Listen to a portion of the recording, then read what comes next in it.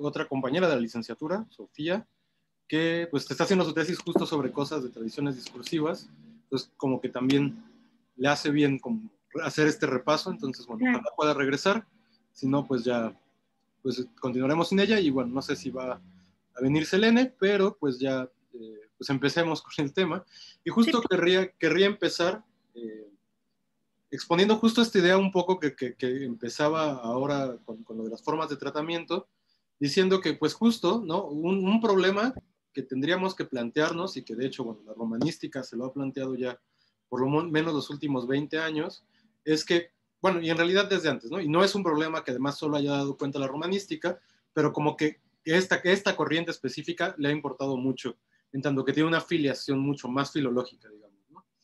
Y justo el problema es que pues escribimos la historia de las lenguas cuando tenemos estos recursos documentales que pues ya vimos, ¿no? Que existen pues, desde el latín, desde la variante llamada clásica, y además dentro de estas variedades que todavía son la lengua histórica latina, además otras variedades también se graficaron y entonces en realidad nuestra historia de la lengua es una historia de textos, ¿no? Y entonces justo como que no es una condición que se reconozca en todos los modelos que uno haga una historia de la lengua a partir de documentos específicos y pues muchas veces, ¿no? Pienso en las gramáticas históricas del español, por ejemplo, la sintaxis histórica, como que recurren, ¿no? O sea, plantean problemas que son fundamentales, pero a la hora de hacer la valoración, digamos, del tipo de texto que se está utilizando, como que se obvia, ¿no? Y entonces crean una historia de la lengua que no por eso es menos valiosa, pero sí tiene esta condición, ¿no? De haber sido creada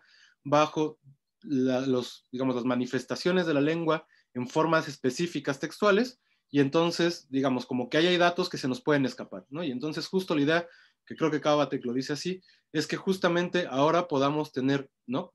Esta historia que ya conocemos, también observada ya en tipos textuales para poder generar como una historia mucho más sensible también en términos de pues incluso sociolingüísticos, ¿no? Porque al final, pues los textos uno tiene que, ustedes lo saben, contextualizarlos y el contexto pues ya es una condición externa a la lengua, pero también juega dentro de la lengua, ¿no? Y entonces justo, digamos, como que la gran parte, ¿no? De eh, de este modelo tiene que ver justo con esta capacidad de involucrar tanto la historia interna como la historia externa, ¿no? Y entonces en un espacio específico, que sería el texto, crear toda una valoración que tiene que ver por una parte con este hecho mucho más filológico y por otra con este hecho mucho más lingüístico, ¿no? Y entonces justo la cosa es que parecerá que es obvio, y de hecho yo creo que es bastante obvio, pero la cosa es que no ha sido tan obvio dentro de la historia de la lingüística ni en la lingüística histórica, ¿no? Y entonces justamente habría que empezar dando cuenta de cómo es que llegamos a pues estas conclusiones, ¿no? Y cómo además pues empata toda esta idea de tradiciones discursivas con un aparato conceptual y teórico mucho más amplio, que en realidad pues es el modelo lingüístico de Cosseriu, ¿no? Y justamente, bueno, yo sé, ¿no? Ya para ese curso nada más de Cosseriu, más que de romanística, digo, se ve claramente cuáles son mis inclinaciones lingüísticas, pero pues es que sí me parece, ¿no? Que es una herramienta que se maneja muy poco y que es muy importante, pues, digamos, extender el uso de estas categorías porque pues hay que hacer esas historias, pues, ¿no? Entonces, justo todo esto empieza en la lingüística del texto de Cosseriu, que pues es un planteamiento teórico pues mucho más antiguo, digamos que incluso la concepción de Cosseriu que tenía del lenguaje, esta que hemos mostrado en cuadritos y que ahorita al rato también aparecerá por ahí, digamos, entonces es a partir de estos primeros desarrollos de Cosseriu que en realidad empiezan en un texto que se llama Determinación y Entorno, que es así del 50 y tantos, ¿no? Es ya un texto que tiene más pues de 50 años, y empieza a preguntarse justamente cuál es el papel, ya no de, a ver, además recordemos, ¿no? Cosseriu como que intenta o está intentando dar una respuesta a, a la idea que tenía este Saussure de lingüística y además a la oposición que había hecho Saussure entre el sistema y el habla, ¿no? Y entonces, con lo que le importa a Cosseriu en realidad es el habla como manifestación concreta de lo lingüístico y empieza a intentar dar cuenta de cómo estudiar esa habla, ¿no? En realidad esa habla se va a terminar convirtiendo en términos teóricos en la lingüística del texto de Cosseriu. Y entonces justo empieza a darse cuenta que digamos, uno puede hablar, ¿no? Y entonces dice 20,000 cosas, pero no solo dice 20,000 cosas siguiendo una forma específica sintáctica, sino que además adecua su forma sintáctica específica muchas veces al contexto en el que se encuentra, pero también se da cuenta que los contextos en muchas ocasiones implican formas específicas de hablar. Y entonces justamente ahí es donde empieza esta idea específica de debe haber una lingüística que dé cuenta no solo de la estructura sintáctica de una oración, sino también que dé cuenta de cómo ciertos contextos y ciertas formas que ya están, digamos, amalgamadas en la sintaxis, siguen existiendo y de todos modos, a pesar de que puedan ser medio agramaticales, digamos, todos los hablantes lo usan, no tienen ningún problema y entonces como que de todos modos se mantienen estas formas, ¿no? Y entonces justamente va a empezar a distinguir entre dos niveles que van a ser importantes y que justo a partir de esta división de la que parece Coserio como que no profundiza mucho, aunque en realidad sí lo hace, va a venir toda esta idea de tradiciones discursivas, ¿no? Y lo que hace es justamente suponer que hay un nivel idiomático de estructuración del discurso, y entonces a este nivel idiomático va a corresponder las reglas sintácticas específicas de una lengua, ¿no? Y entonces, justamente, ¿no? Y cuando hablemos aquí de idiomático, tiene que ver con las características de una lengua histórica, ¿no? Es decir, cómo estructura su sintagma nominal, cómo, no sé, hace una oración subordinada, el tipo de léxico que tiene, etcétera, ¿no? Y bueno, independientemente de esto, eh, va a establecer que además hay una serie de elementos y de estas formas tradicionales de hablar que empatan más bien con cosas que son independientes de lo idiomático, ¿no? Y entonces justo uno se pone a pensar que buenos días, digamos así como buenos días, pues sí, eso es en español, pero digamos en términos culturales, ¿no? También hay maneras de decir buenos días en lenguas distintas, por ejemplo en las europeas, que en realidad replican esta estructura de lo bueno y el día, como un deseo pues de saludar cuando uno se encuentra en cierto momento en la mañana, ¿no? Y entonces tendrán en alemán Guten Morgen, ¿no? Que también tiene lo que es bueno y lo que es el día, tendrán en inglés Good Morning, ¿no? Que también otra vez es bueno, y quizás en este caso no el día en amplitud, pero sí un periodo del día, bonjour en francés, buongiorno en italiano, etcétera, etcétera, etcétera, ¿no? Entonces se ve que independientemente del sistema lingüístico del que uno esté hablando, esta idea de saludo general europeo se corresponde además en todas las lenguas que pertenecen a esta área cultural, ¿no? Y entonces justamente, bueno, esta parte de área cultural y así, bueno, Coserio no le estaba pensando, ¿no? En realidad él es bastante europeo, entonces no se va a cuestionar en términos antropológicos todo esto, pero sí se da cuenta de que se repiten, ¿no? Y se repiten que ahora en náhuatl, estaría muy bien que Sofía estuviera, porque ya sabe náhuatl, pero bueno, también, ¿no? Podemos rastrear en términos históricos que había 20,000 saludos distintos, pero ninguno era buenos días tal cual. Y sin embargo ahora, una manera de saludar en las comunidades nahuas es cualitonali, que literalmente es buenos días, ¿no? Entonces, justamente, eso va a ser importante para lo que sigue después, pero ahí se ve, ¿no? Que son independientes estas estructuras respecto de la especificidad idiomática que estamos tomando. Y justamente eso es lo que le interesa a Coserio, ¿no? Y entonces justamente va a proponer, ¿no? Dividir también el objeto de la lingüística y proponer que exista una cosa como la lingüística del texto. Y entonces habría que suponer que hay dos niveles también, digamos, de tipos de lingüística, uno que estaría dedicado a, digamos, por una parte, las estructuras sintácticas más básicas, ¿no? Digamos, la oración. Por otra parte, una lingüística que Coserio va a llamar transfrásica, que tendría que ver con todas las relaciones de estructuración en un texto, pero más bien relacionadas todavía con esta condición idiomática, es decir, qué marcadores discursivos tenemos, cómo se estructura incluso, no sé, una disertación, ¿no? Cómo se estructura una tesis, qué tipo de estructuras sintácticas se utilizan para conectar todo el aparato que se está poniendo por escrito, etcétera, ¿no? Digamos, eso todavía sería una lingüística tradicional, nada más que tendría un objeto de estudio distinto que sería mucho más amplio que la oración, ¿no? Y por otra parte, tendríamos esta otra lingüística que hace referencia más bien a este conocimiento que nos ayuda a estructurar el discurso específico en determinado contexto, ¿no? Y entonces justamente esa idea va a ser la que va a llevar a proponer esta idea de una lingüística del texto, ¿no? Y justamente es importante porque de aquí viene toda la idea de las tradiciones discursivas.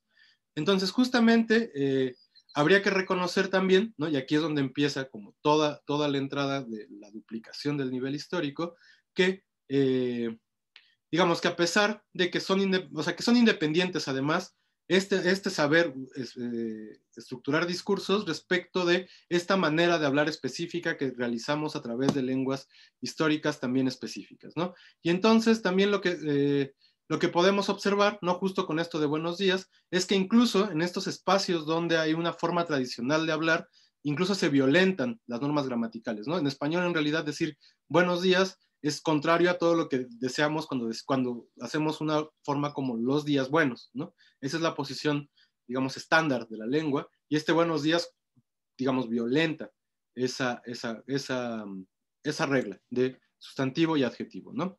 Entonces también lo que es importante, no sé si esto viene después, a ver, permítanme, no. Lo que es importante también decir entonces es que además estas formas se pueden traspasar de una lengua a otra, ¿no? Entonces, como son independientes de una gramática específica y son más bien como culturales, uno puede agarrar y decir esta estructura buenos días y traducirla, por ejemplo, al náhuatl, ¿no? Y tener una estructura como quali tonali, en donde de todos modos, digamos, independientemente de que hay una forma idiomática específica a la cual debe traducirse, digamos, como que eso no importa tanto como el hecho concreto de saludo realizado a través de esta forma que incluye el concepto de día y el concepto de bueno, ¿no? Entonces también, por ejemplo, si pensamos en los sonetos, podemos observar que es una forma también tradicional de estructurar un discurso que tiene que ver en este caso no con el contenido específico, sino con las formas en las cuales se organiza ese contenido, ¿no? Entonces, pues si empezamos con Petrarca y recorremos toda la historia del soneto, por lo menos de Italia a España, podemos reconocer, ¿no? Que hay cosas que se mantienen como el tipo de rima, como el tipo de metro, también el tipo de estrofa, etcétera, etcétera, ¿no? Entonces, justamente, digamos, desde ahí, pues podemos observar que ese saber organizar estos sonetos, pues digamos, van a tener que también adecuarse a estructuras específicas idiomáticas, pero de todos modos se mantiene la idea de cómo se organiza un soneto. Y cuando pasamos al inglés, que no tienen estructuras métricas como las nuestras, sino que más bien son pues de pies silábicos, se adecuará a una cosa, pero de todos modos se va a mantener la idea general de cómo se hace este soneto, ¿no? Y entonces justamente también ver esta independencia de la organización del texto es importante porque nos permite justo corroborar esta capacidad distinta que tiene, por una parte, es el saber organizar la lengua, en términos históricos, es decir, una lengua histórica, y saber colocarla en estructuras específicas de discurso, ¿no? Entonces también eso es lo que es muy importante para poder entender cómo empieza a desarrollarse eso. Hasta aquí vamos bien, ¿verdad? Y bueno, yo tengo una Sí. duda, Mauro. Por ejemplo, en esta expresión que dices de buenos días, ¿no? Que ya se ha hecho, pues, ahora sí que ya costumbre, ¿no? Decirlo de esta manera y en este orden de los elementos. Pero tú dices que cuando, digamos que no sería, digamos, común decir, este, días buenos, ¿no? Sería como que violentar, dices, la norma. No sé si tenga que ver la ubicación del adjetivo antes que el sustantivo, darle un carácter afectivo a la expresión, no sé. O sea, no es lo mismo decir niño bueno que buen niño. Entonces, bueno, he escuchado, no sé, he leído por ahí que decir buen niño es como más afectivo, como que destacar esa cualidad antes que el sustantivo. No sé si. Sí, en realidad habría que asumir una cosa, por ejemplo, como esa, ¿no? Que efectivamente cuando tenemos el adjetivo pospuesto, en español lo que hacemos es generar un nuevo referente que cumple con las dos características, lo del sustantivo y el adjetivo, es como una cosa, teoría de conjuntos, y justo cuando lo anteponemos, lo que hacemos es establecer cierta valoración sobre el núcleo del sintagma, ¿no? Entonces, claramente digo, quizás con bueno no sale tan inmediato, pero sí como una cosa como, a ver, dejen pienso. Por ejemplo, niño grande y gran niño, ¿no? Que además la forma antepuesta está apocopada. Entonces, justo como que ahí, en niño grande estamos hablando literalmente del tamaño, ¿no? Y en gran niño más bien estamos haciendo una valoración muy distinta respecto del niño, ¿no? Ese gran no significa tamaño, puede ser 20,000 cosas, ¿no? Puede ser moral, puede ser de fuerza, puede ser de muchas cosas. Entonces, sí, probablemente, digamos, como esta violencia, más bien que violencia, más bien violentar la regla, puede parecer que no es tanto si lo anteponemos, porque entonces tendríamos que irnos hacia esta expresión que más bien tiene que ver con la valoración de días. Y probablemente desde ahí como que se fue, digamos, esquematizando, como manteniendo unida la expresión en español, pero de todos modos, ¿no? Eso no quita que en realidad uno no está valorando los días sino que te los está deseando. Y entonces lo más natural sería que al desear una cosa, pues estemos buscando un referente específico y ese referente específico tuviera el cruce de ser un día y de ser bueno. Y entonces en realidad ahí sí habría una condición clara de lo que estamos deseando, en contraposición con buenos días, en donde más bien estamos haciendo la valoración del día específico, ¿no? Entonces, como que uno no desea su valoración, desea una cosa, un referente concreto. Entonces, quizás también desde ahí podríamos decir que, a pesar de que no hay una regla tan fuerte en español para decir que no se puede anteponer el adjetivo, de todos modos parece que el uso de este adjetivo en este contexto no es tan, digamos, tan regular como lo podríamos esperar. No sé si sí queda claro. Sí, sí, hermano, gracias. Bueno, entonces, sí, Dulce. Yo tengo una pregunta. Estabas diciendo, bueno, has estado diciendo que anteriormente en náhuatl no había una forma así como de buenos días, sino que esto es nuevo. Entonces, esto fue como influencia del español, que es la lengua que más se habla aquí, o fue también como surgido, o es una de las tantas formas de buenos días. Esa parte ya no la entendí. No, yo creo justo, bueno, mi hipótesis es que, digo, justo como que a intentar demostrarlo, pues digamos, como que ya llevo un rato ahí trabajándole, ¿no? Justo mi idea es que, en realidad, pues digamos, hay una manera, ahorita vamos a profundizar en él, una cosa que podríamos llamar saber discursivo, y entonces eso también, así como las tradiciones discursivas, es ajena al, a una lengua específica, pero son culturales. Y entonces justamente en la medida en que una comunidad queda bajo el poder de otra, en este caso por un proceso de colonización bastante claro, ¿no? Probablemente estas formas también de organizar el discurso pues pasan a estas otras que eran distintas. Entonces, bueno, muchas veces esto tiene repercusiones sintácticas bastante fuertes, gramaticales, léxicas, etcétera. Otras veces pueden ser medio superficiales o aparentemente superficiales como este qualitonali, pero en realidad la cosa sería que sí habría que proponer que si existe un qualitonali actualmente en náhuatl, es justo porque existía el buenos días en la comunidad castellana que colonizó el territorio que hoy es México, y justamente junto con la colonización, una parte del proceso implicó pues traer esta forma de saberes, de organizar el discurso y traspasarlos a esta otra comunidad para poder hacer, digamos, también cierto control y cierta forma de colonización, ¿no? Digo, ya muchas veces hemos dicho esto de la otra conquista es la religiosa, etcétera, etcétera, etcétera, pero también se ve, ¿no? Que en esta forma de controlar la organización del discurso, pues algo también sirvió para poder tener un control sobre las comunidades y que también pudieran empezar a hacer cosas como testamentos, pleitos jurídicos, o sea, entraran a este mundo pues, discursivo castellano, ¿no? Entonces, sí, yo creo que en realidad tiene que ver todo con la colonización. Gracias. Sí, bueno, hasta aquí entonces vamos bien, ¿verdad?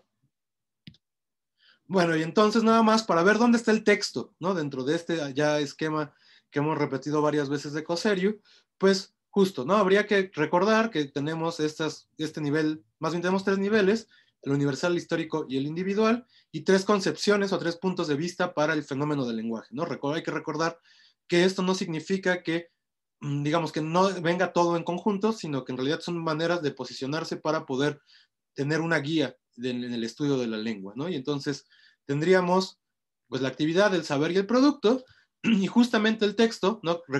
Esto que decía, ¿no? Que la lingüística del texto para Coserio es una lingüística del habla, pues justo el habla sería el punto más individual dentro de todo este grupo de posibilidades de observación de lo lingüístico, y entonces justo podríamos tener 3 puntos para observar el habla, ¿no? Tendríamos la actividad, que bueno, es un problema, Coserio también le llama discurso, yo le cambié el nombre a discurrir porque en realidad pues como que es un verbo y parece más actividad, ¿no? Nada más por eso. Entonces tendríamos el discurrir, tendríamos un saber, el conocimiento, la técnica que hace que uno pues organice los discursos, y en este caso Coserio lo llama a ratos de 2 maneras, ¿no? O expresivo o la competencia textual.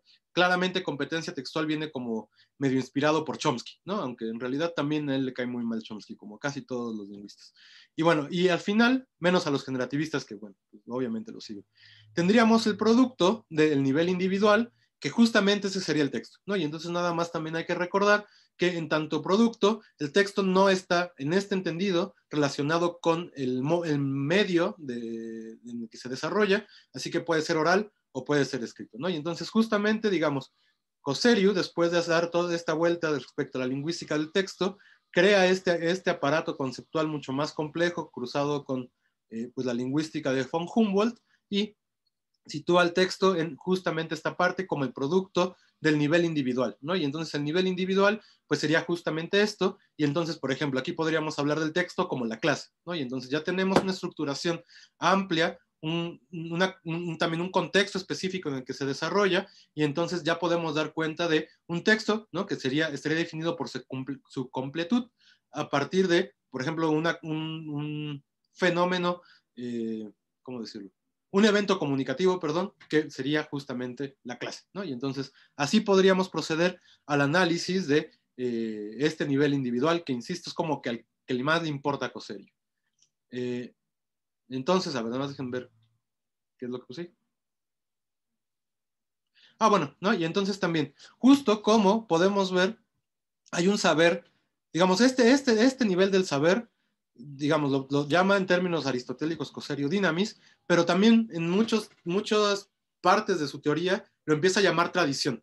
Entonces uno tiene que saber que, digamos, hay una tradición que nos ayuda a acomodar los textos, una tradición que nos ayuda a saber cómo se organiza una oración, y entonces para Cosseriu, digamos, mucho más que pensar que la sintaxis es un recurso que está colocado en la cabeza, ¿no? Que tiene que ver con la manera en que nuestro cerebro también está compuesto, que es una condición universal en términos genéticos. Digamos, lo que más le importa en realidad es el componente histórico-cultural que hay dentro de esta capacidad, ¿no? Y entonces justamente eso es lo que se llama tradición. Y entonces la sintaxis desde esta concepción, más que ser una forma de expresión de este componente universal, se vuelve una tradición de una comunidad que efectúa y organiza su lengua de esta manera y no de otra, ¿no? Y entonces esta otra, donde no la organiza, pues eso es lo que llamaríamos agramatical, mientras que como sí la organiza, eso lo llamaríamos pues la sintaxis o la gramática de una lengua, ¿no? Entonces justamente, como tenemos este saber, pues también habría que proponer que hay un saber específico, que es este expresivo, que nos ayuda no solo a saber organizar, digo, sí, el material lingüístico según una sintaxis específica, sino también acomodar esa sintaxis en modelos discursivos específicos. Y entonces justamente podemos empezar a observar que eso es lo que se comparte, ¿no? No es que se comparta la estructuración lingüística, sino que lo que tenemos en común entre comunidades es muchas veces esa manera de organizar el discurso, y entonces justamente por eso las llama supraidiomáticas. Además, ¿no? Parte de esta organización del discurso es extralingüística, ¿no? En realidad no está colocada por características específicas de la sintaxis, sino por el evento comunicativo en el que estamos participando. En ese nivel, pues justo digamos como que empieza a cobrar su aspecto mucho más antropológico, y está condicionado por algo que Cosseriu, en este texto que decía al principio de determinaciones y entornos, llama justamente universo del discurso, que sería un entorno específico en el cual se desarrolla el discurso, y entonces a partir de él es que uno sabe cómo adecuarse y cómo adecuar su discurso, ¿no? Es como, no sé, si pensamos, ¿no? Si yo tuviera este síndrome Turrent, o bueno, nunca he sabido bien cómo pronunciarlo, aquí, digamos, no podría tener esta capacidad de conectar este evento comunicativo con una manera específica de un universo del discurso, y entonces empezaría también pues a decir, pues, además por un problema neurológico, a decir, digamos, groserías, ¿no? Digamos, fuera de eso, además, pues también otro lugar donde podemos ver que la gente luego no sabe conectar formas del lenguaje con universos del discurso específicos, pues cuando la gente no entiende los dobles sentidos, y así es porque justamente lo está interpretando literal, y tiene que ver con que no se está adecuando, por ejemplo, a una cosa como albur, ¿no? Que podría ser un universo del discurso en donde las palabras cambian completamente su significado para denotar, pues generalmente actos sexuales, ¿no? Entonces justamente, digamos, este componente externo a la gramática es lo que nos ayuda a nosotros como hablantes de una lengua que pertenecemos a una comunidad idiomática específica, saber que no en todos los contextos, todas las conversaciones ni todas las formas de la lengua son aceptables, ¿no? Y entonces, digamos, esa es nuestra socialización también a partir de lo lingüístico. Y entonces, justamente, digamos, este universo del discurso nos va a permitir también darle una relación a los textos. Y entonces ya sabemos que textos de un universo del discurso específico, pues seguramente van a entrañar otros textos de ese universo del discurso que ya han sido mencionados en esas condiciones. Entonces, por ejemplo, la literatura, como un universo del discurso, pues en realidad tiene todas estas relaciones intertextuales porque pues entraña todo este otro aparato literario que pues justo para participar en él pues hay que leerlo, ¿no? Y hay que tener conocimiento de él y poder establecer incluso, digamos, ya cada vez uno puede ser más exquisito, llegar, no sé, a escribir Palinuro de México con 20,000 referencias literarias, pero digamos, de todos modos eso no quita que el texto más sencillo de todos modos esté haciendo alusión a este universo específico en el cual en realidad habría que hacer la valoración. Pero no se está trabando mi internet, ¿verdad? No, está bien, profesor. Ok, bueno, hasta aquí, ¿alguna duda? No, está bien. Ahorita que hacías referencia a los albures, digamos, podría hacerse un análisis de los albures, no sé, se me ocurre a los 3 niveles que postula Coserio, digamos, un nivel diatópico, un diastrático y diafásico. Sí, ¿verdad? Porque obviamente implica que los albures de la Ciudad de México quizá no los entienda los de Chiapas, no sé, ¿no? Chiapas tendrá unos albures, posiblemente, no sé si hay albures en Chiapas, ¿no? Pero, y eso también implica un nivel sociocultural porque obviamente no todos, digamos, en la Ciudad de México no todos entienden los albures, ¿verdad? O sea, es decir, hay gente que escucha un albur y no entiende nada, ¿no? O sea, o escucha un diálogo aparentemente lógico, ¿no? Pero hay un juego de palabras y todo esto. Entonces no sé si se podría abordar de los 3 tipos, ¿verdad? Primero lo pensé en estos 3 niveles del... Ay, no sé qué pasó. En estos 3 niveles, y te iba a decir, no sé qué tanto, pero seguramente un nivel universal, si hay un nivel universal del doble sentido, ¿no? Como de esto que veíamos cuando el cambio léxico. Ah, por cierto, antes de que se me olvide, si tienen Netflix, justo viendo como todo esto del tabú, hay una serie sobre groserías en inglés, se la echan en una tarde. Sí, está muy bueno. Está buena, ¿no? Entonces, si no la han visto, echen el ojo, porque, bueno, yo la vi el domingo en la mañana que no tenía nada que hacer y sí está divertida. Bueno, entonces justo ¿Cómo se llama, profesor? se llama The History of Swear Words. Ajá. O la historia de las groserías, ¿no? Algo así. Y sale Nicolas Cage, además. Exacto. Está muy extraño. Pero bueno, no importa. Entonces decía, ¿no? Justo me acordé de eso porque yo creo que sí hay un nivel universal del doble sentido, ¿no? No necesario, y que tiene que ver con la metáfora, en realidad como un procedimiento lingüístico como que se ve que es mucho más productivo que solo alburear. Entonces, digamos, yo por un lado empezaría ahí, y a nivel histórico más bien sí creo que podríamos aplicarle esto que dices, Gabriel, ¿no? Como del diasistema coseriano, en términos de una forma de habla bien específica. Yo por principio diría que en ese sentido, el doble sentido mexicano es como una variedad diafásica, ¿no? Como que ya tiene sus características, tiene sus propias reglas, remite a un universo del discurso bien específico y a la vez también, digamos, a pesar de que es diafásica, esto que decías también es cierta, ¿no?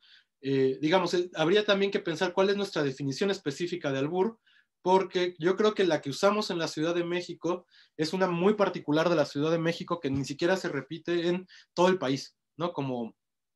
Porque el doble sentido, otra vez pensando como en esta cosa un poco más universal, eso sí existe, y en el español de Chiapas, y en el español argentino, y en el español peruano, como que se juega, ¿no? O sea, siempre hay un juego ahí como medio de doble sentido, en donde uno dice una expresión y alguien la retoma para como revelar otro significado. Pero específicamente esta manera en que además se vuelve como una especie de concurso, yo creo que eso es muy específico de nuestra forma de habla, y eso por una parte, y por otra que sí está muy determinado por condiciones socioeconómicas y participación en ciertos círculos lingüísticos, ¿no? Entonces, o por ejemplo, ¿no? Yo pues, crecí en Iztapalapa, ahí voy a contar mi pobre historia con los albures. Yo crecí en Iztapalapa, pero la verdad, pues mis padres como que pues, siempre fueron profesionistas, nunca los escuché hablar como a este nivel de albures, ¿no? Mi padre nunca se albureó, no, o yo nunca lo escuché albureándose con nadie, no digo que no lo hiciera, seguramente sí lo hace, pero digamos yo no lo escuché, entonces yo no crecí bajo esa dinámica y en la primaria pues como que mis amigos, sí había quienes albureaban, pero como que era además un conocimiento que no compartían, ¿no? Que era como una cosa muy propia.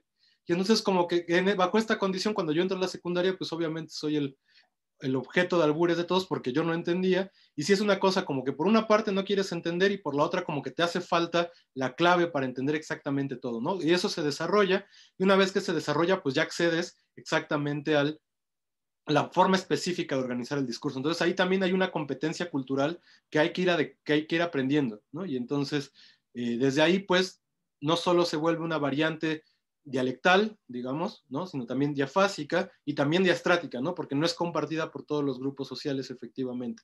Y por otra parte, pues también el otro grupo, ¿no? Digamos uno que quizás socioeconómicamente tenga un poder adquisitivo más amplio, pues va a ver mal, ¿no? Este otro discurso por todo lo que implica, y entonces se va a sancionar desde ahí, y por supuesto que además no lo van a entender, ¿no? Pero no se entiende ahí, no porque no quieran, sino porque es una cosa de identidad no entenderlo, ¿no? Entonces te vuelve todavía más complejo. Bueno, todo esto para decir, Gabriel, que yo creo que sí se podría hacer ese estudio.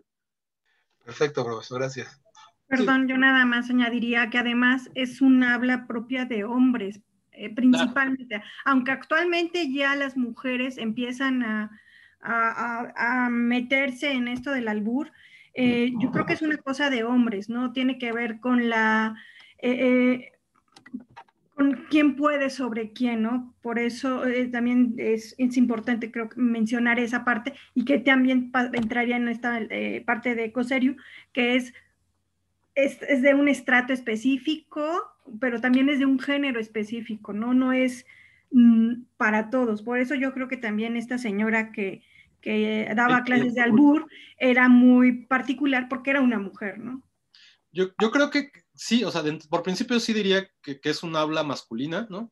Además hay dentro de lo que socialmente hemos construido sobre el género masculino, ¿no? Y bueno, claro. En México tan macho que tenemos, pues es bastante particular, muy falocéntrica, y específicamente además el albur es súper falocéntrico y implica toda una relación de sometimiento sexual, ¿no? Entonces, todo eso, por supuesto que es una característica del habla masculina del centro de México, y lo cierto es que, digamos, cuando se amplía, por una parte es disruptivo, como dices, ¿no? A lo mejor por eso tuvo tanta fama la reina de los albures, porque no lo esperábamos, pero y digamos, dentro de ese mundo, pues sí se vuelve una persona bastante visible, ¿no?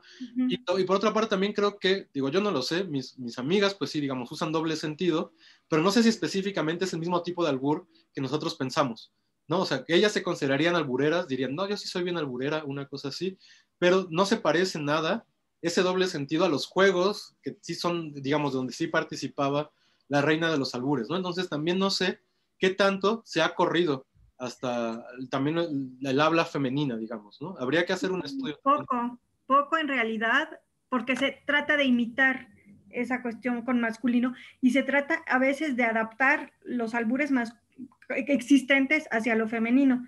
Digo, yo lo estudié en algún momento con la doctora Beristain, esa parte, y bueno, ya la práctica me ayudaron unos amigos ingenieros.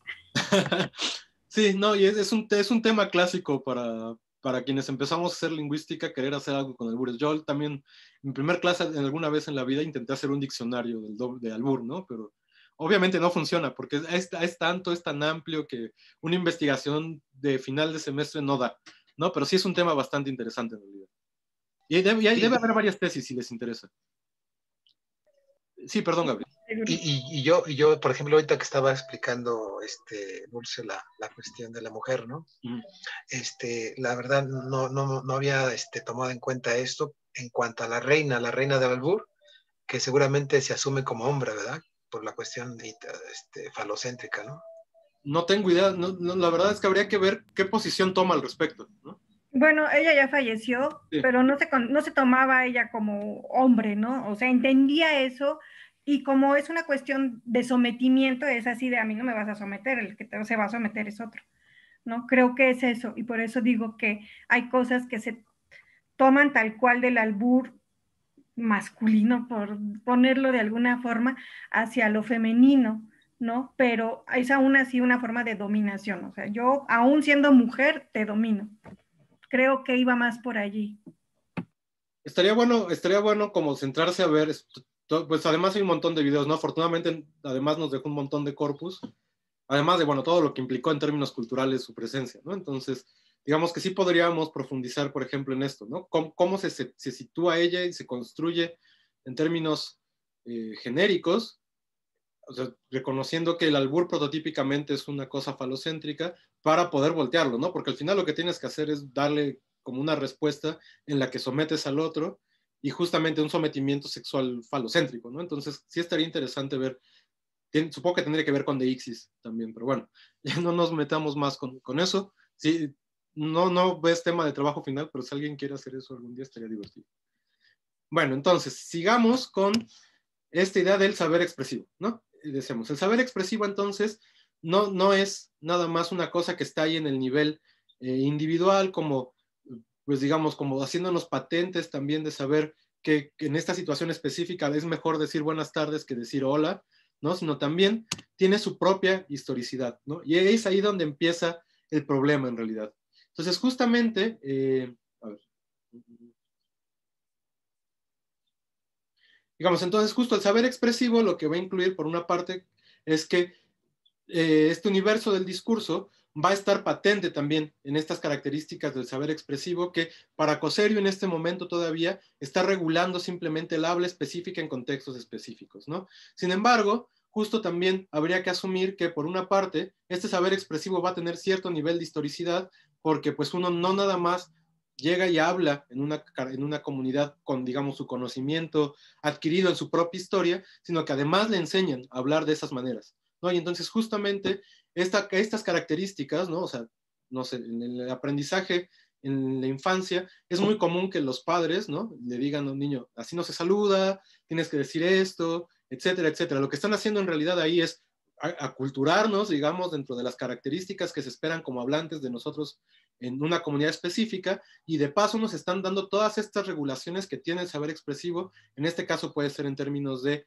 adecuación como social, ¿no? Pero también nos van a decir que no se dice, y esto ya no tiene nada que ver con la gramática tampoco, está violentando de hecho un proceso gramatical que podríamos ser bastante normal, ¿no? Cuando dicen no se dice cabo, se dice quepo, también es parte de ese saber expresivo, y que aquí está conectado con lo idiomático, en donde hay una violación, digamos, también al proceso gramatical que uno esperaría como más usualmente, ¿no? Que sería una regularización de un paradigma verbal. Entonces, todo eso está puesto por un lado, y entonces también, digamos, por otra, entonces, va a tener su historicidad y va a hacer referencia en esa historicidad a condiciones específicas en donde se desarrollan los textos. Entonces, por ejemplo, ¿no? Uno aprende en este conocimiento que que hay varias formas de saludo, pero que no todos son adecuados, y en esa medida, pues también va aprendiendo qué tipos de circunstancias van con qué tipos de saludos. Y entonces, justamente bajo esta idea, vamos a aprender entonces dos cosas. Una forma es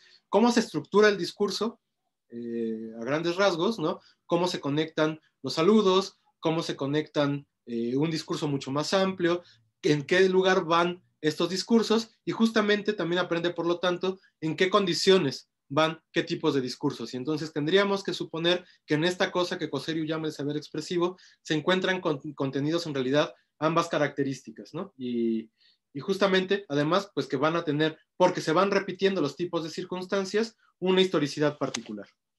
Y entonces justamente, ¿no? En la medida en que estos entornos o los universos del discurso se van repitiendo con formas específicas del discurso, pues empiezan a empatar y entonces empiezan a cobrar también valor lingüístico, digamos, ¿no? Entonces ya uno, cuando habla y dice buenas tardes, no solo está saludando, sino que viene un bagaje, digamos, también de yo soy una persona con determinadas características, puedo participar en esta conversación de manera formal porque conozco las reglas de estas características, y entonces justamente, digamos, eso es cuando algo que dice Cábatek en la lectura, empiezan a convertirse estas características en signos por sí mismos, ¿no? Porque ya también significan en espacios específicos, en condiciones específicas, y, digamos, se van repitiendo. Y justamente cuando se repiten, es justo lo que Coserio le interesa llamar como tradición, ¿no?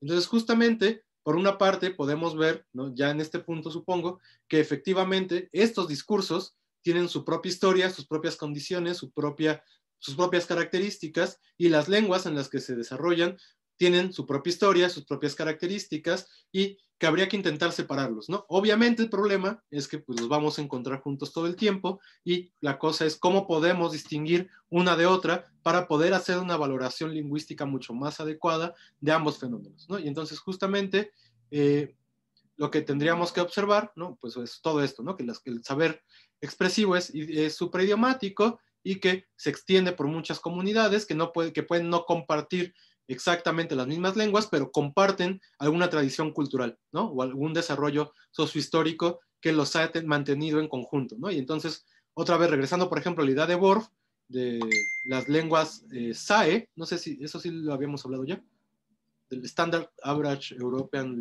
Language o algo así. No recuerdo que lo hubieras mencionado, pero no tampoco. Bueno, nada más lo rápido. Entonces, justo Worf, ¿no? Un lingüista, este lingüista que propone el relativismo lingüístico y que luego llaman la hipótesis Sapir-Whorf, lo que hace es, en un punto, proponer que existen unas lenguas que llama lenguas europeas estándar, ¿no? Y se llaman SAE, lenguas SAE. Entonces, justamente las lenguas SAE, digamos, ya como en la lingüística más antropológica, pues son las que menos nos importan, porque en realidad pues son las que más hemos estudiado, ¿no? Y entonces, en realidad, la lingüística se basa en esas propias lenguas y pues, como que ya no, o sea, sí son interesantes, pero ya no hay mucho más que profundizar a veces en ellas. Digo, sí hay un montón de cosas, pero no importa. El punto es que, por ejemplo, en estas lenguas que se estructuran, que se parecen, ¿no? Por más diferente que sea el alemán del latín, en realidad se comparten un montón de cosas, ¿no? Hasta formas léxicas, ¿no? Con el ruso, tienen hasta los mismos casos, además de que vienen del protoindoeuropeo, porque pues han estado ahí comunicándose las comunidades unas con otras durante los últimos siglos, ¿no? Si no es que milenios. Entonces, justamente esto hace que compartan un mismo saber expresivo. Justamente por eso, como que aprender francés, aprender italiano, aprender alemán, a todas las dificultades que tienen, en realidad el aparato conceptual que usan es exactamente el mismo que el nuestro. Se vuelve difícil cuando ese aparato conceptual no se comparte, por ejemplo, aprendiendo lenguas mesoamericanas, ¿no? Las metáforas ya no son claras porque no son nuestras metáforas, las formas de los usos del tiempo no son tan claras tampoco porque son distintos y entonces justamente eso tendría que ver con esta idea de que el saber expresivo es una cosa que supera a las comunidades, pero hay comunidades que han estado en contacto tanto tiempo que obviamente van a tener las mismas características en su saber expresivo, ¿no? Y entonces justamente es este saber expresivo el que va a regular la formación y las características que van a cobrar ciertos tipos de textos y ciertas lenguas en esos tipos de textos. Por ejemplo, el saber expresivo va a obligar o va a determinar las características que va a cobrar el castellano en términos ya históricos para expresar, por ejemplo, un documento científico, ¿no? Y entonces justamente este documento científico que hubiera podido estar escrito en latín o en árabe va a regular las formas en que el español tiene que expresar estos contenidos. Y así justamente el castellano, en este caso en el siglo III, en la época de Alfonso X, pues empieza a extender sus léxicos, sus usos gramaticales, el tipo de función que va a emplear, sus marcadores discursivos y ciertas estructuras, ¿no? Entonces justamente también por eso es importante saber exactamente dónde está el saber expresivo, porque pues sí hay una relación particular con la lengua, ¿no? Pero bueno, a eso vamos a regresar un poquito más adelante. Entonces, digamos, ya hasta aquí llegamos a la conclusión de que el saber expresivo tiene su propia historicidad, que es una cosa distinta, lo que regula este saber en términos de tipos de texto, que tienen que ver también con tipos de circunstancia, y del conocimiento idiomático específico, que tienen que ver con la gramática de una lengua, ¿no? Entonces, son cosas distintas, pero ahora el problema es, ¿y dónde las colocamos? Y entonces, justamente, digamos, Coserio llegó hasta ahí. En realidad, Coserio ya no avanzó más, su lingüística del texto se quedó, no es que se quedara, más bien le importaba mucho más ver las características de este saber expresivo y observar cómo se acomodaban los textos. Y digamos, como que él se metió ahí, y después fueron sus alumnos, en realidad una alumna suya, Brigitte Schleiben-Lange, quien va a darse cuenta de que eso hay que acomodarlo en algún lugar y que entonces hay que volver a plantear dónde está ese saber expresivo y exactamente con qué se corresponde. Y entonces se da cuenta, es ella en realidad la que empieza a plantear que ese saber expresivo también tiene su propia historicidad, ya lo hemos mencionado, pero que justamente por tener su propia historicidad, entonces en realidad no hay nada concreto en el momento específico, ¿no? Siempre que uno habla, está en realidad utilizando elementos de historicidades bastante diversas, pero que al final son históricas, ¿no? Y esto empata muy bien con la idea general de Coserio, que habíamos visto desde principios de semestre, que en realidad la naturaleza de la lengua, más que ser sincrónica, es diacrónica, ¿no? Y entonces justamente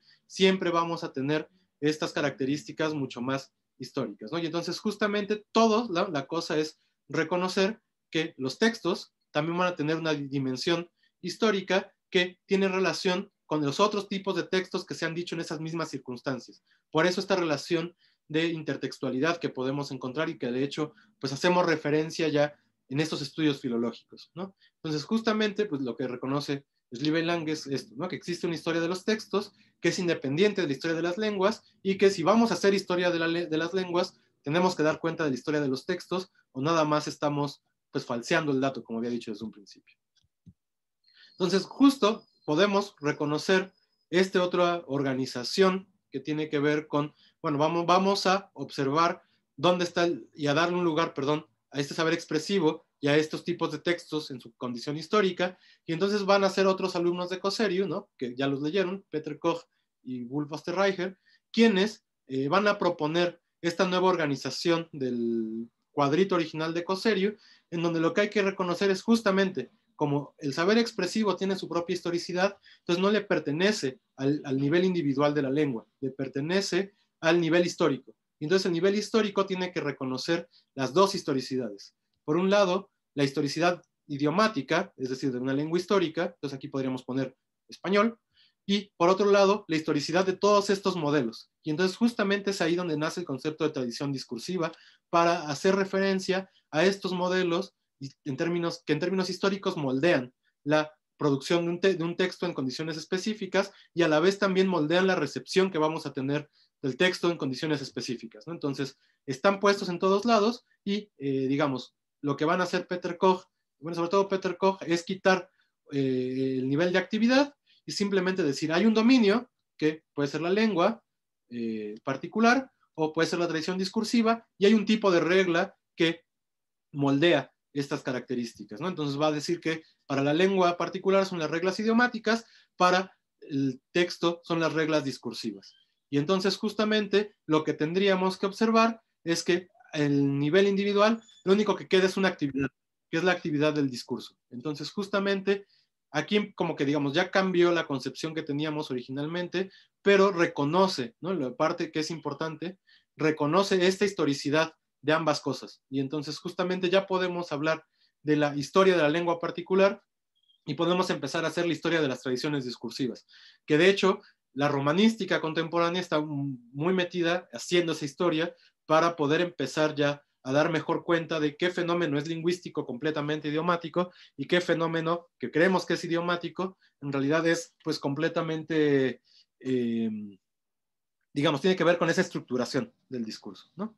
Entonces también lo que hay que decir es que estos dos, digamos, estos dos reglas van a operar al mismo tiempo, son como dos filtros específicos que vamos a utilizar en la actividad, que es lo único que queda en el nivel individual, que es solo hablar. Entonces justamente el hablar se convierte en una actividad guiada por conocimientos tradicionales de dos cosas, de la gramática y de este conocimiento textual que nos ayuda a organizar el discurso en determinadas condiciones, ¿no? Entonces, digamos, hasta aquí es justo lo que hizo Peter Koch. ¿Vamos bien todavía?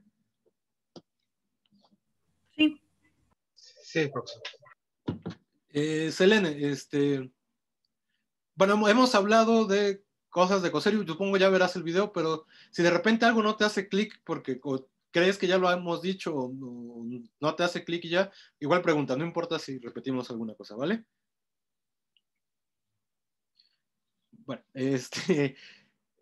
Sí, muchas gracias, profesor. Entonces, justo, ¿no? Lo importante, digamos, hasta este punto es reconocer, ¿no? Que tenemos estos dos filtros, digamos, que van a organizar el discurso y que al final lo único que tenemos en este momento en que yo estoy hablando es esta actividad. Aquí ya no hay ninguna apuesta de ningún tipo de conocimiento, ya no hay un objeto lingüístico más que, digamos, este discurso. Entonces habría que separar de tradición discursiva. También eso es importante, ¿no? El discurso como actividad no es lo mismo ya que el texto como lo habíamos pensado originalmente, como lo coloca Cosseriu. Y entonces, al final, bueno, no sé si, creo que me salté una parte, pero bueno, entonces este cuadro más bien ya es, digamos, como yo creo que puede resumirse en realidad toda esta teoría, que tiene que ver con que también hay que asumir entonces que el saber expresivo es distinto de lo que creíamos que era, porque contiene diferentes cosas, ¿no? Y entonces habría que llamar a una parte quizás de ese saber expresivo, saber discursivo. Y justamente lo vamos a llamar saber discursivo porque enseña a saber hablar según ciertos modelos que ya existen en una comunidad particular, a la par que hay un saber idiomático, que es el saber estructurar esos discursos en una sintaxis específica de una lengua, ¿no? Y entonces justamente desde esta perspectiva original cosseriana, pues tendríamos, en realidad, bueno, el nivel universal como pues son características como mucho más cognitivas, que se repiten de comunidad en comunidad, como que podemos incluso obviarlo, sabemos que está ahí en la medida en que pues todas las comunidades humanas han desarrollado un sistema lingüístico, pero tampoco nos va, digamos, no nos morimos si no le hacemos caso, ¿no? Entonces, en realidad, todo el meollo está en el nivel histórico, y entonces tendríamos que asumir que hay una actividad que es hablar una lengua particular y un hablar según modelos específicos que están regulados por un saber o una técnica o una tradición que tiene que ver con cómo se ordena la sintaxis y cómo se ordenan estos discursos, y van a dar como producto, por un lado, la lengua histórica y por otro lado, las tradiciones discursivas, ¿no? Y entonces, en realidad, lo que también tendríamos que decir es que en este saber discursivo es en donde están estas características supraidiomáticas, ¿no? Porque en realidad una lengua histórica no tiene por qué empatar siempre con las mismas tradiciones discursivas. Incluso podríamos tener variedades de una lengua histórica que no posean exactamente las mismas tradiciones discursivas que otra variedad. Entonces, justo retomando el ejemplo de Gabriel, ¿no? Los albures podrían ser una tradición discursiva que no se comparte por todas las comunidades idiomáticas que asumimos hablan español y compartimos más o menos el mismo saber idiomático, ¿no? Entonces ya desde ahí podemos ver justo que están completamente desconectados. Y al final, pues lo que sí tenemos que asumir es justamente que en el nivel individual lo que tenemos es puro discurrir, ¿no? Entonces, ¿se entiende hasta aquí el cuadrito?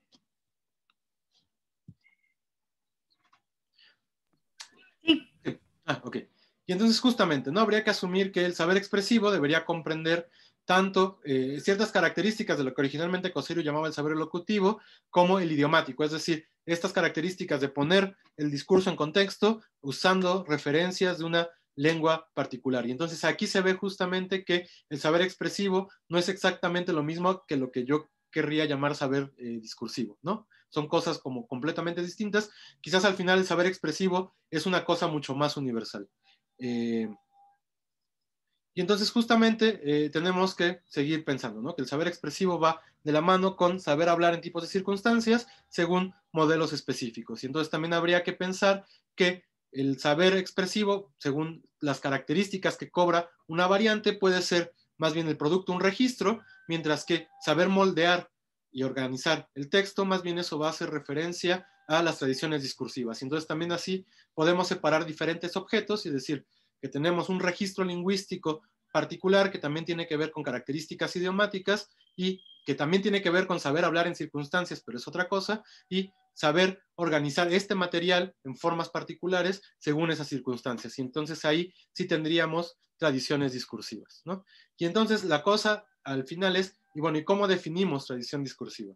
Y aquí empieza a ser un problema porque en realidad vamos a encontrar que hay 20.000 definiciones de tradición discursiva, ninguna empata, y lo que podemos decir es que, bueno, se ve que ahí todavía no nos queda exactamente claro qué queremos decir cuando estamos usando este concepto, a pesar de que pues ya se está usando los últimos 20, 30 años de manera muy regular, ¿no? Y entonces, bueno, vamos a ver, ¿no? Podemos encontrar varios tipos de definición de tradición discursiva en realidad. Vamos a tener, por un lado, una que podríamos llamar hiperonímica o englobadora, justo porque engloba todas las formas que tienen que ver con organizar discursos y que son tradicionales. Es decir, que independientemente de qué tipo de objeto sea, vamos a decir que,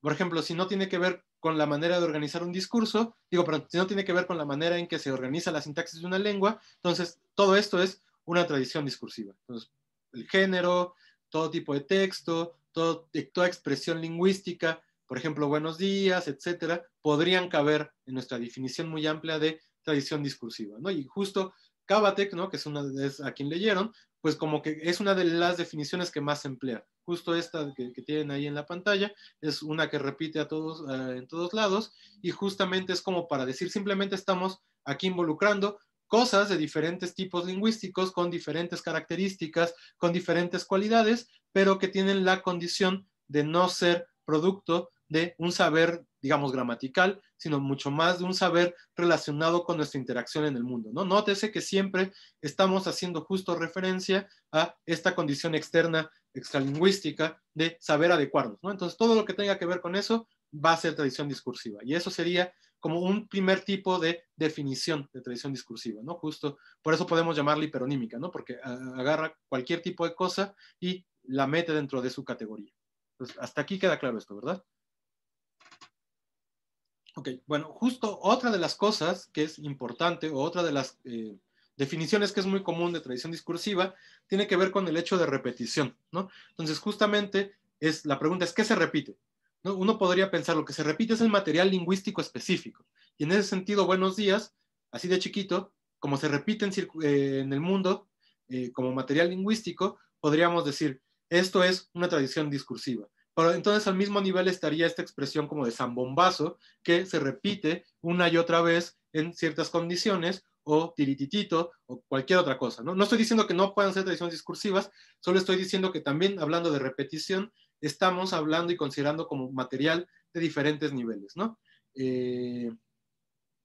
Pero también tendríamos que pensar que puede haber otras cosas que se repiten, no necesariamente el material lingüístico. Las condiciones externas, digamos el mundo, también tiende a repetir elementos, tiende a repetir circunstancias, y eso no implica que uno tenga que repetir exactamente el mismo material lingüístico, ¿no? Obviamente esto no sería una tradición discursiva en la medida en que no hay discurso ahí puesto, es otra cosa tradicional, pero en el momento en que algo se involucra lingüísticamente, ya podríamos decir que ahí hay una tradición discursiva. Y entonces, por ejemplo, dar el pésame, ¿no? En una situación fúnebre, sería justamente una tradición discursiva, en la medida en que va empatada también con la situación que se está repitiendo, ¿no? Con la situación exterior.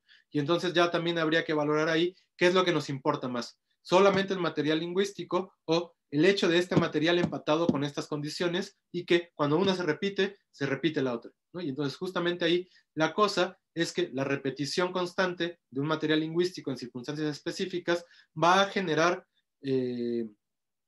institucionalizaciones, digamos, también de material lingüístico, ¿no? Entonces, así en términos antropológicos amplios, ¿no? Uno puede decir que el pésame es una institución, y justamente tiene que ver con estas cosas que ya sabemos que uno tiene que hacer, ¿no? Que además hablan de nuestra socialización, de la manera en que nos relacionamos con el mundo, y justamente ahí decíamos, ¿no? Como que adquieren valor de signo, justamente en este hecho de la repetición.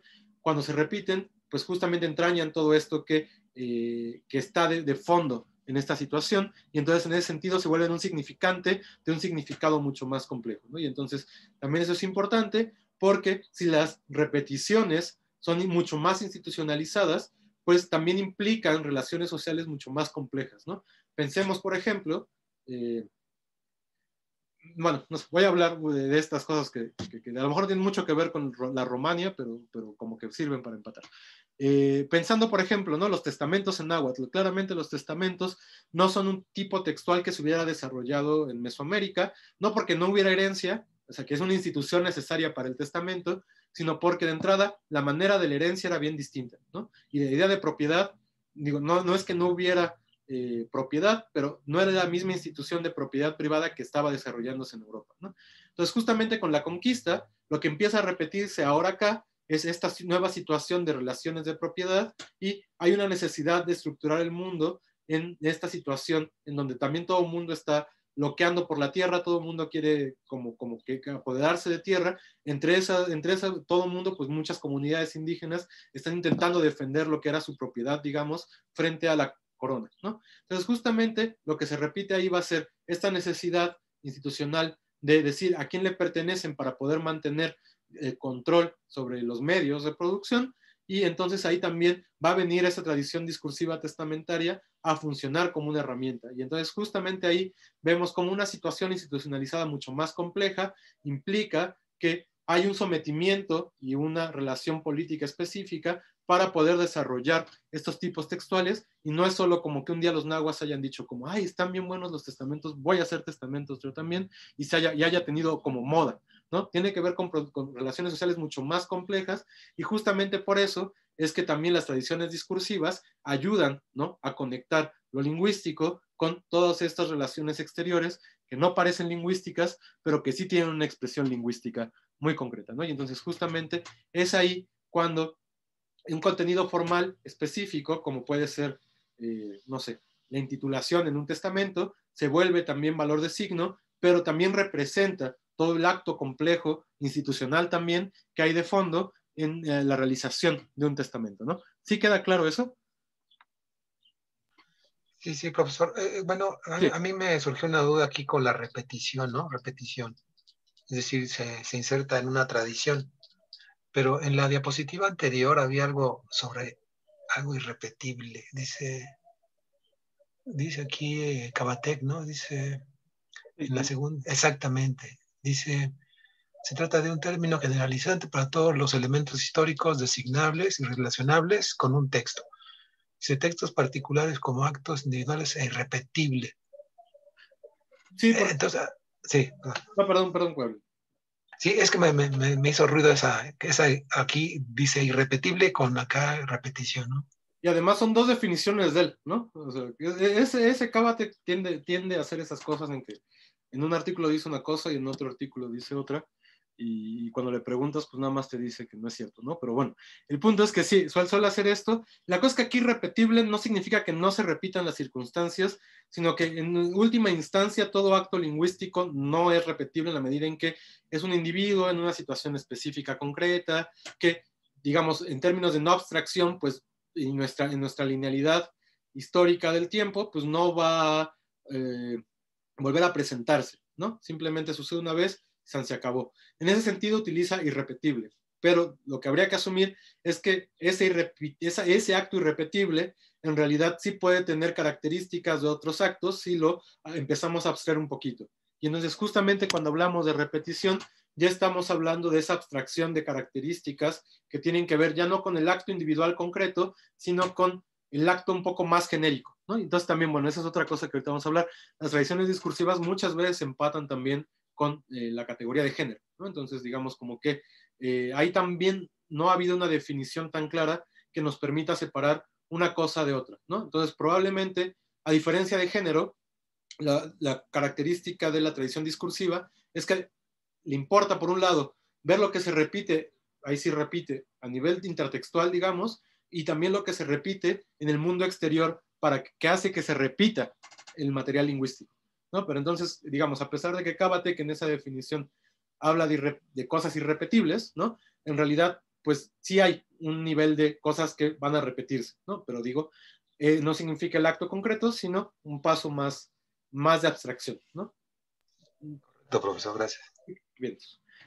Bueno, entonces tenemos estas dos definiciones, una englobadora, una de repetición, y finalmente una que tiene que ver más con tradiciones discursivas como modelo, ¿no? Entonces, desde ahí, bueno, son justo modelos que guían, por un lado, la producción del discurso, y por otro también su interpretación, ¿no? Y eso es importante porque además el hecho, ¿no?, y que estén modelados, tiene que ver también con su función pragmática. Entonces, decíamos, ¿no? Hay una institución que obliga a que se repita cierto tipo de texto en determinadas circunstancias que también se repiten, pero muchas veces, y sobre todo, por ejemplo, el mundo jurídico, que es donde se ha desarrollado mucho esta investigación, implica no solo la repetición, sino que también muchas de estas fórmulas que se repiten, digamos, tienen en términos socioculturales y sociohistóricos una función pragmática, ¿no? Es decir, como que para que un texto jurídico, pensémoslo, incluso hoy, funcione como tal, debe tener cierta estructura, que son en realidad formas que tienen que ver muchas veces con actos ilocutivos, no sé, están relacionados pues con la pragmática. Entonces, por ejemplo, si uno va y pone una declaración, va a ver incluso que quien haga la declaración va a poner, dice y declara que, y se viene la declaración, ¿no? Y entonces se dice, declara que, en realidad es un acto ilocutivo que tiene que ver con que ayuda a que este texto funcione en el mundo, en el universo del discurso particular al que le pertenece. Y entonces justamente también es desde ahí que son modelos que organizan esta material lingüístico, también pensando en su utilidad práctica en el mundo, ¿no? Entonces, por ejemplo, regresando a los testamentos, uno puede tener 20,000 fórmulas. Cada una de esas fórmulas es fundamental para que en el mundo jurídico castellano de esa época funcionara el documento. Y como el marco el marco institucional era exactamente el mismo para castellanos como para nahuas, pues justamente el texto en náhuatl también tenía que repetir estas estructuras y estas formalidades que hacían que este documento funcionara como un acto pragmático y entonces tuviera alguna modificación en el mundo, ¿no? Y empieza entonces, todos los testamentos en esa época son ante todo un documento religioso, y entonces empiezan todos con, en español, en el nombre del Padre, del Hijo y del Espíritu Santo, porque hay una invocación a la deidad, y también empiezan en náhuatl, idiomáticamente en náhuatl, pero exactamente el mismo contenido, ¿no? En el nombre del Padre, del Hijo y del Espíritu Santo. Hasta con préstamo del Espíritu Santo, porque eso no lo tradujeron, ¿no? Y entonces justamente ahí también vemos que el modelo de recepción y de organización no solo tiene que ver con el propio género, las propias necesidades del género o de la tradición, sino también con el mundo exterior, ¿no? Y entonces en realidad es el mundo exterior y su institucionalización el que obliga o el que hace que la lengua se modifique y se adecue a ciertos tipos de textos en ciertas condiciones particulares, ¿no? Y en eso, pues justo esta idea de Daniel Jacob y de Johannes Cavatek, de que es molde histórico normativo, socialmente establecido, y que se va a respetar en la medida en que también uno como hablante quiere influir en el mundo y debe saber, digamos, como hasta qué punto puede ser innovador y hasta qué punto tiene que apegarse a ciertas características, ¿no? ¿Esto también queda claro? Sí, sí.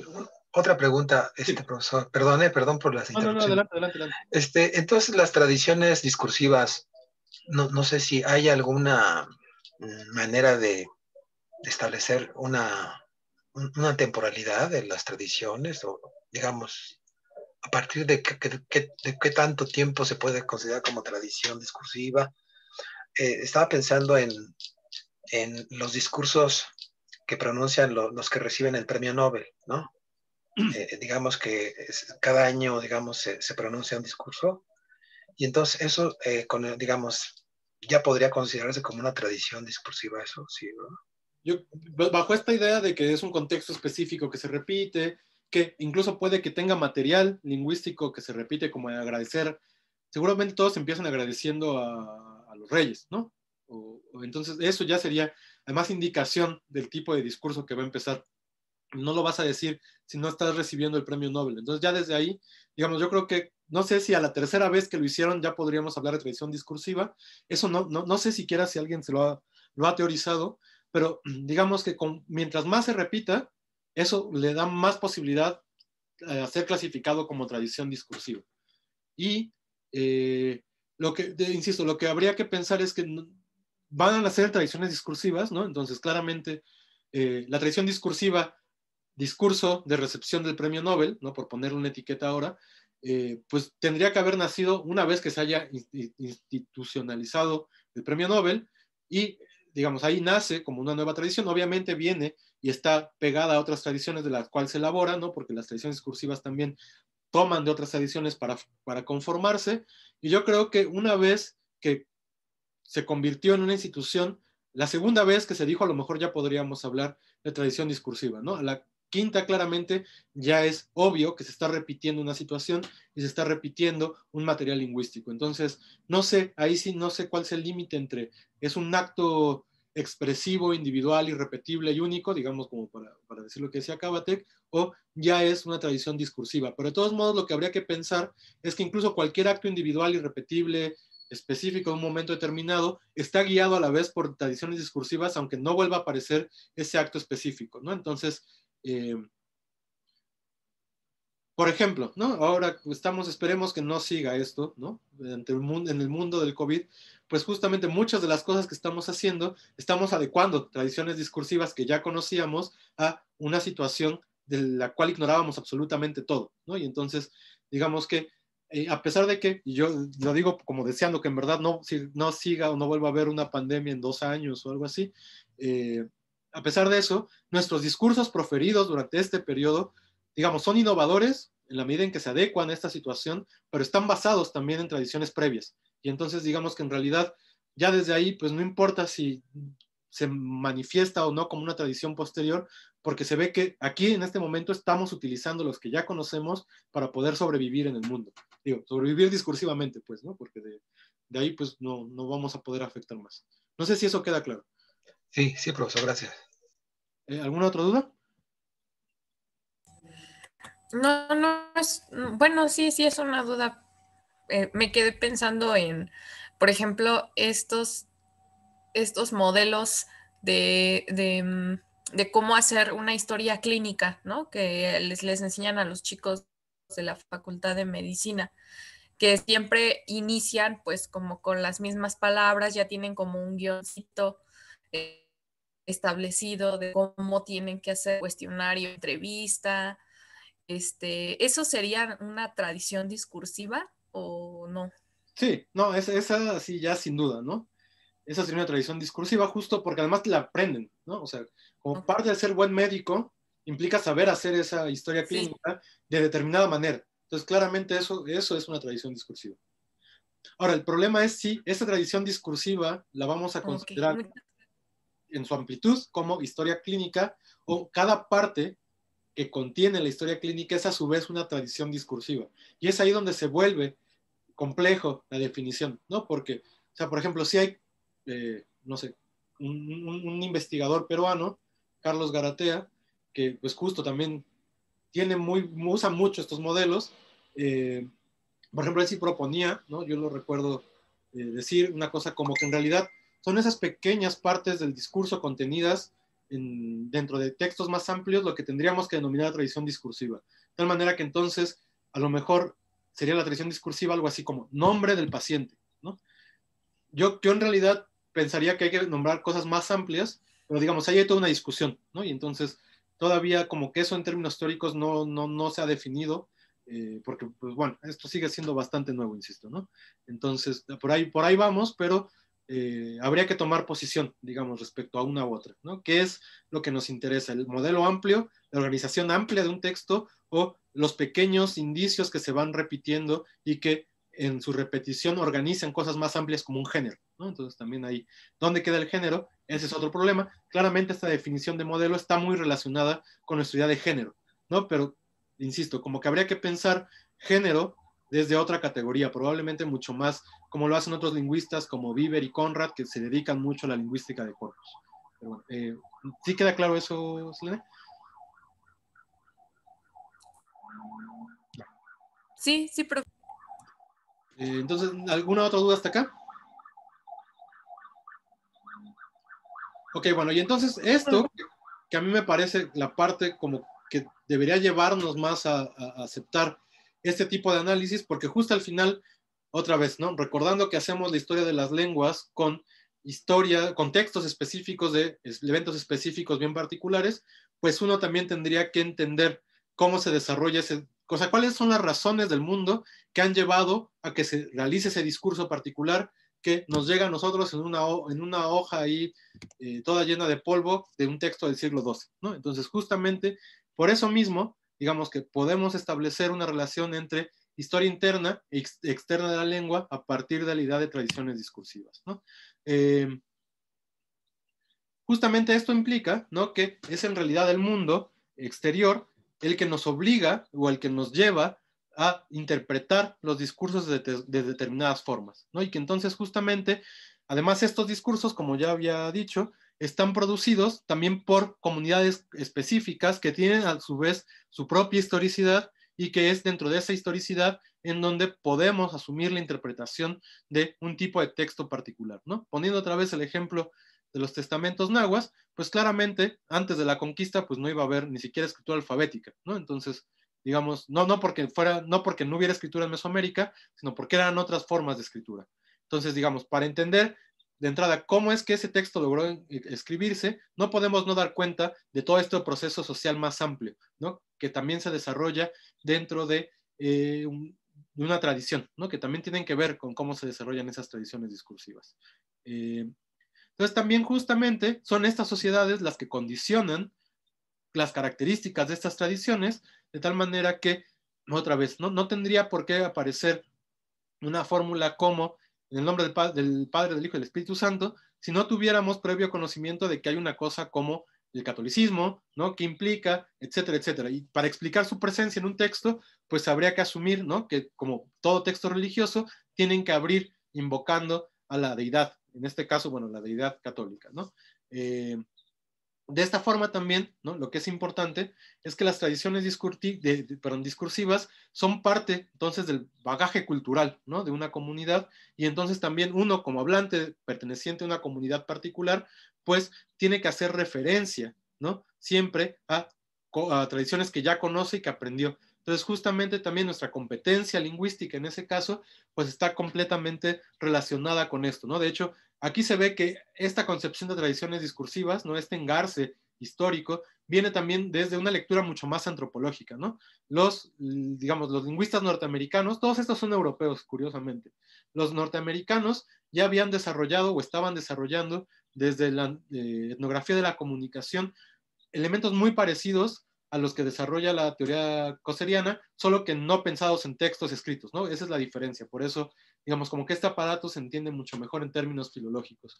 Pero existía, por ejemplo, esta idea de competencia cultural que ya usaba Hymes desde hace mucho tiempo, justo para hablar también de esta necesidad de los hablantes de adecuarse a lo que la comunidad espera de ellos, y justamente desde ahí esta adecuación implica aprender formas específicas de habla, y este aprender formas específicas de habla pues sería justo aprender tradiciones discursivas y tener conciencia de este saber discursivo que guía esta producción, ¿no? Entonces también por eso solo podemos entenderlas en realidad a los diferentes textos y su inclusión en una tradición discursiva específica si entendemos el contexto social en el que se están desarrollando, ¿no?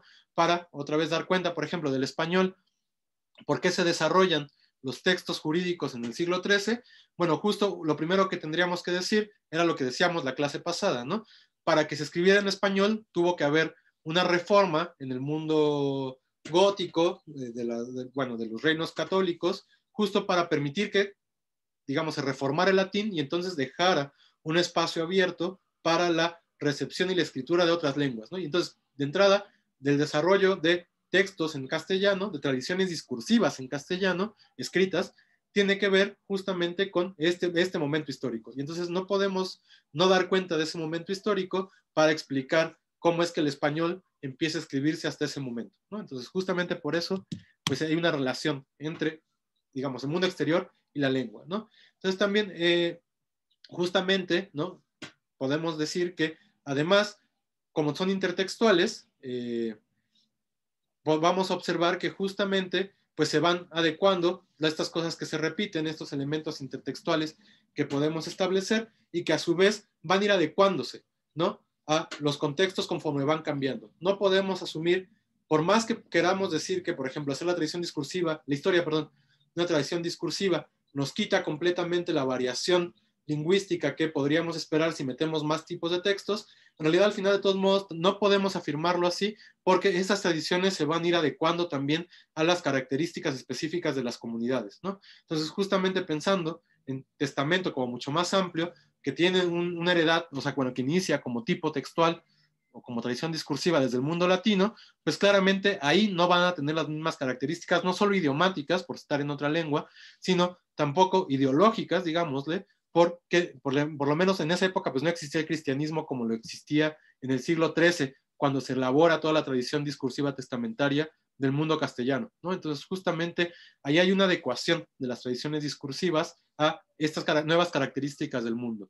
Lo mismo pasa, por ejemplo, si esa tradición discursiva se traduce a otra lengua, por ejemplo al náhuatl, va a modificarse por una parte en términos idiomáticos, pero también va a cambiar ciertas características que tienen que ver con la concepción del mundo en términos ideológicos, ¿no? Y entonces justamente ahí, digamos, van a involucrarse nuevos elementos que tienen que ver no solo con mi construcción ideológica, sino también con las características del mundo, ¿no? Y entonces justo podemos pasar de textos donde se heredan pues cualquier cosa, ¿no? Faldas, dinero, yo qué sé, a textos donde específicamente lo que se está heredando es tierra, ¿no? Eso solo se puede explicar otra vez por las condiciones externas del mundo y no por el propio sistema lingüístico. Y entonces justamente si uno luego quiere hacer un conteo léxico, cuáles son las palabras que más se utilizaban en el siglo XVI y agarra un tipo textual, pues justamente ahí vamos a perder pues un montón de elementos del mundo en general lingüístico, porque este texto o este tipo de textos van a adecuarse a una necesidad comunicativa bien particular, ¿no? Y entonces ahí se modificaron y también van a estar hablando de estas características particulares, ¿no? Y bueno, hasta aquí, ¿vamos bien? Sí, profesor, gracias. Sí. Bueno, y entonces, pues ya lo último que hay que decir, en realidad, lo que nos importa de las tradiciones discursivas para ya llevarlas, ¿no?, hasta estas características y a la historia de las lenguas románicas, es que justamente las tradiciones discursivas están muy engarzadas con la elaboración lingüística, ¿no? La elaboración lingüística, hablábamos de ella la clase pasada, tiene que ver con ese desarrollo de la idea de la distancia comunicativa, ¿no? Y entonces justamente la distancia comunicativa tiene sus propias tradiciones discursivas. Ahora podemos entender, creo, mejor esta idea de que hay tradiciones discursivas de la distancia comunicativa y habrá tradiciones discursivas de la inmediatez comunicativa. Obviamente, lo que nosotros tenemos cuando tenemos textos escritos son tradiciones discursivas de la distancia comunicativa, pero justo ya podemos entender también que esta distancia comunicativa no solo sucede, digamos, bajo las propias características idiomáticas de una lengua, sino que además va a suceder en, digamos, siguiendo formas tradicionales, es decir, tradiciones discursivas, modelos de organización del discurso, que ya habían sido aceptadas por la comunidad y que vienen de otras comunidades externas, ¿no? Para nosotros, digamos, el caso que es clásico, ¿no?, y que, bueno, tenemos que observar con mucho detenimiento, es justo, por ejemplo, la traducción de la documentación jurídica de este renacimiento de Boloña hacia el castellano y el derecho alfonsí, ¿no? Justamente, pues ahí, digamos, hay un proceso mucho más complejo en el cual el derecho latino se traduce a provenzal y entre textos latinos y provenzales, y también en alguna parte influidos por textos catalanes, llega toda esta serie de discursos, de modelos ya establecidos, de experimentación lingüística que ya ha dado resultados a Castilla. Y entonces los castellanos, que acaban de tener su propia, digamos, reforma, ¿no?, como la reforma carolingia, pero mucho posterior, en este concilio de Burgos, empiezan a ver que estos textos, pues ya, digamos, ya pasaron una parte de la prueba, que era cómo podemos hacer que un texto latino con estas características pueda desarrollarse en lenguas que anteriormente no tenían una variedad de la distancia comunicativa en términos de escritura, ¿no? Por supuesto que habría que asumir en términos antropológicos, toda comunidad conoce esta idea de distancia e inmediatez comunicativa, pero solo en las comunidades que han pasado por la graficación alfabética, por ejemplo, van a tener la distancia comunicativa como la idea de escritura, ¿no? Claramente Occidente, el mundo europeo, es una de esas comunidades donde existe la idea de escritura, y entonces claramente también, a pesar de que pudiera haber formas de la distancia comunicativa en algún romance, no había el experimento de estas características de esta lengua, traspasarlas a tipos de discurso muy específicos. Y entonces, ¿qué pasa?, ¿no? Viene toda la serie de textos del mundo exterior, digamos, de Castilla, de la península hispánica, y entonces justamente los van a agarrar como modelos para poder también empezar a elaborar documentación en castellano que cumpla con las características específicas que ya tenían estos documentos, tanto latinos como provenzales, ¿no? Entonces, justamente ahí es donde podemos empatar, ¿no?, con este tipo de casos, justamente características que tienen que ver, por un lado, con cómo el modelo obliga a que una lengua desarrolle ciertas características, y a la par, cómo una lengua en específico va a hacer que la tradición discursiva adecue también ciertas características para poder dar cuenta a su vez de las características idiomáticas frente a las que se está presentando, ¿no? No es tan evidente, seguramente, en el mundo románico, porque pues mal que mal, ¿no?, por más distintas que sean, el romance latino, el romance y la lengua latina están emparentadas, ¿no? Entonces muchas de las herramientas y estrategias que se emplean en realidad están conectadas, ¿no?, con los elementos latinos. Por ejemplo, marcadores discursivos como ítem, pues es completamente latino, ¿no? También vamos a encontrar et, ¿no?, como una forma de conexión discursiva, que además recuerden, ¿no?, aquí empezamos a observar, por ejemplo, con la junción, que insisto, es como una de las cosas que les gusta mucho estudiar a los alemanes, pues podemos observar cómo ciertos elementos todavía tienen cierta forma latina, incluso se escriben en latín, ¿no?, et, aunque ya nadie decía et seguramente, sino i o se sigue escribiendo como solía escribirse, y empiezan a desarrollarse nuevos usos dentro de la lengua, ¿no? Por ejemplo, también estas estrategias que hablábamos la clase pasada, por ejemplo, de formas participiales absolutas, pues también se van a desarrollar una vez que tengamos el texto específico que esté modelando para que el español, a su vez, con sus recursos lingüísticos, pueda adscribirse a una de esas características o uno de esos tipos de texto, ¿no? Entonces, justamente desde ahí, pues vamos a observar que hay, por un lado, tradiciones discursivas de la distancia que van a ayudar a que desde la distancia comunicativa una lengua desarrolle particularidades de esa distancia y a la vez van a modelar cómo tiene que ser esa distancia comunicativa. No es que cualquier cosa pueda ser parte de la idea de la distancia comunicativa, sino que hay modelos ya previos de otras lenguas que están diciendo, tiene que tener estas características, ¿no? Entonces, ¿quieres un texto súper distante? Dame una estructura de participio absoluto, o no, no va a funcionar. O, ¿quieres un texto distante? Mira, aquí hay un tipo de elemento para subordinar que a lo mejor no usas tú en la oralidad, pero que puedes emplear ahora para establecer estas relaciones lógicas entre un elemento A y un elemento B. Entonces, justamente, desde ahí las tradiciones discursivas se vuelven fundamentales para entender el proceso de graficación de las lenguas románicas, por un lado, y también para entender cómo empiezan a desarrollar ciertas características sintácticas que pues anteriormente probablemente no tenían. Y entonces uno al final tiene que decir que, aunque Saussure nos dijera que la escritura es un epifenómeno de la lengua, en realidad aquí vemos que en términos históricos y sociales no es tan un epifenómeno, ¿no? Como que sí está puesto ahí de todos modos en el mundo y también pues está guiando los cambios lingüísticos que puede haber porque pues al final no es la propia lengua la que se autorregula, sino son las comunidades de habla las que van a regular la forma de producción lingüística. Y desde ahí, pues si la comunidad de habla regula la escritura, pues claramente la escritura sí va a regular también las características de ciertas lenguas, ¿no? Y entonces justamente ya para el castellano, pues el momento clave, ¿no? Para poder hablar de la tradición discursiva, digamos, pues va a ser en la época de Alfonso X. Una vez, digamos, en la época de Alfonso X es bastante importante en términos históricos, porque justo ahí es donde se va a establecer la primera norma del castellano. Y va a ser la primera vez que, aunque quizás sea anacrónico decir una política lingüística, pero digamos que una política lingüística se aplica para normar esta lengua que va a convertirse al final en la variante lingüística que también estamos usando nosotros, ¿no? Y parte de esa planificación y de esa política lingüística implicó la traducción de un montón de tipos textuales, ¿no? Es famosa la Escuela de Traductores de Toledo, porque justamente pues estaban presentes tanto árabes como judíos, como católicos, hablantes tanto de mozárabe, de árabe, de hebreo y de romance castellano, y entonces entre todos ellos van a empezar a generar documentación en esta variante castellana para poder utilizarla en un montón de otros contextos comunicativos. Y entonces es ahí donde empieza a desarrollarse no solo la norma del español, sino todas estas estrategias discursivas puestas que nos pueden ayudar a, pues sí, a hablar de una tradición discursiva castellana. ¿Hasta aquí estamos bien? Ok, bueno, entonces, pues en realidad, sí, Selene. No, decía que sí, vamos bien, profesor.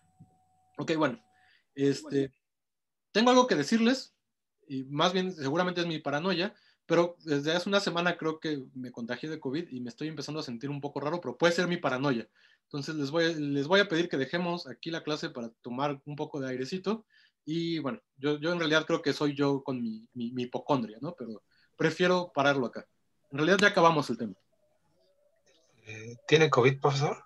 No sé. No sé. Mauro, Sí. tú estás al sur, ¿verdad? Sí. Te voy a mandar los datos porque